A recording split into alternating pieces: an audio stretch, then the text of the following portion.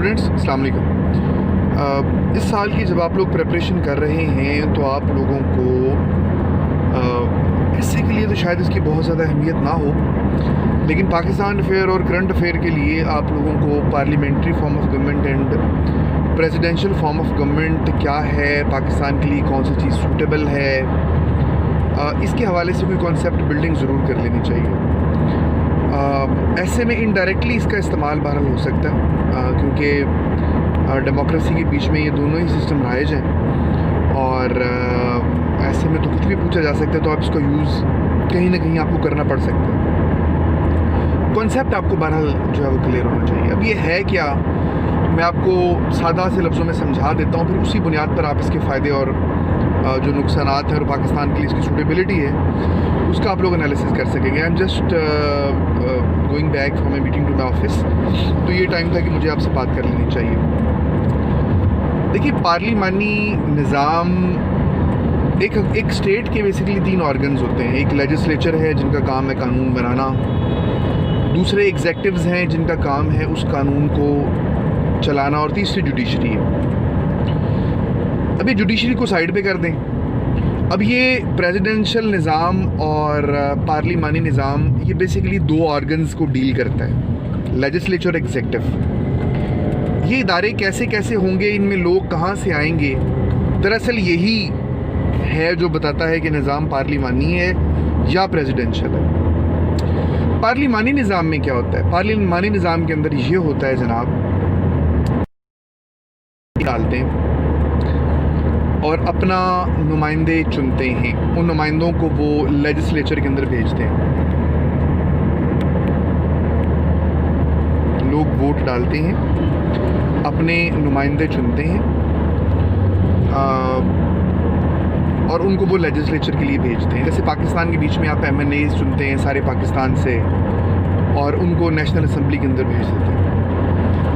अब ये आपकी लेजिस्लेचर मार्ज़ वजूद में आ गई, यानी कि जो लेजिस्लेशन का करने वाला इदारा है वो अवाम के वोटों से चुना गया।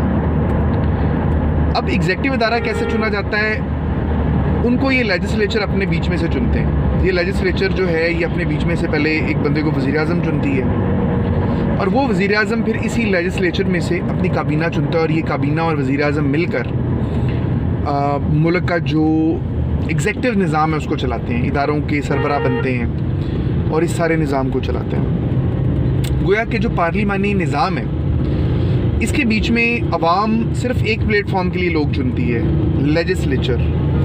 फिर ये लेजिस्लेचर वाले लोग ही अपने अंदर से चीफ ऑफ एग्जेक्टिव चुन लेते हैं, चीफ एग्जेक्टिव जो वज़ीर आज़म कहलाता है, और वज़ीर आज़म फिर इन्हीं के बीच में से वज़रा को चुन लेता है।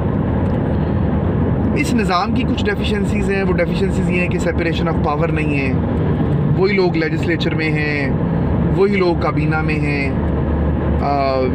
फिर एक ही पार्टी का पूरा एक रूल चल रहा होता है पूरे मुल्क के अंदर, तो मॉनिटरिंग बहुत ज़्यादा अच्छी नहीं होती। इस तरह के जो हैं पाकिस्तान के बीच में आप जो देख रहे हैं, खींचातानी भी चलती रहती है वगैरह वगैरह।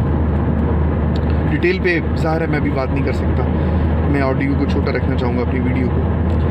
प्रेसिडेंशियल फॉर्म ऑफ गवर्नमेंट क्या है? उसके बीच में अवाम एग्जेक्टिव के लिए और लेजिस्लेचर के लिए अलग अलग वोटिंग करते हैं, यानी कि एक लेजिस्लेचर के लिए अवाम वोट डालेंगे और जो लेजिस्लेचर्स हैं वो चुन लिए जाएंगे। लेजिस्लेशन का इदारा, उसको कोई भी नाम दे दें, वो चुन लिया जाएगा। वो लोग आ जाएंगे, उनका काम सिर्फ ये होगा कि उन्होंने मुल्क के लिए कानून बनाने हैं। उन कानून को चलाने के लिए एग्जेक्टिव चुननी है, चीफ एग्जेक्टिव चुनना है, सदर चुनना है। उसके लिए अवाम दोबारा वोट डालेगी। अवाम डायरेक्टली भी वोट डाल सकती है और इनडायरेक्टली भी डाल सकती है। डायरेक्टली वोट डालने का मतलब ये है कि कुछ लोग खड़े हो जाएं कि जी हमें सदर बना दिया जाए, अवाम डायरेक्टली वोट दे और सदर चुन लिया जाए। ये डायरेक्ट निज़ाम है। इनडायरेक्टली ये होता है कि अवाम पहले अपने अपने इलाकों में से कुछ समझदार लोगों को चुन लें जिन पर उनको ट्रस्ट है, और वो समझदार लोग जिनको इलेक्टोरल कॉलेज कहा जाता है, यानी अवाम ने कुछ लोग चुने, उन लोगों ने जिनको इलेक्टोरल कॉलेज कहा जाता है प्रेसिडेंट चुन लिया। ये तीसरे नंबर पर प्रेसिडेंट आ गया। प्रेसिडेंट को चुनने के बाद ये जो दरमियान में इलेक्टोरल कॉलेज था ये ख़त्म हो जाता है, इनका कोई किरदार नहीं है।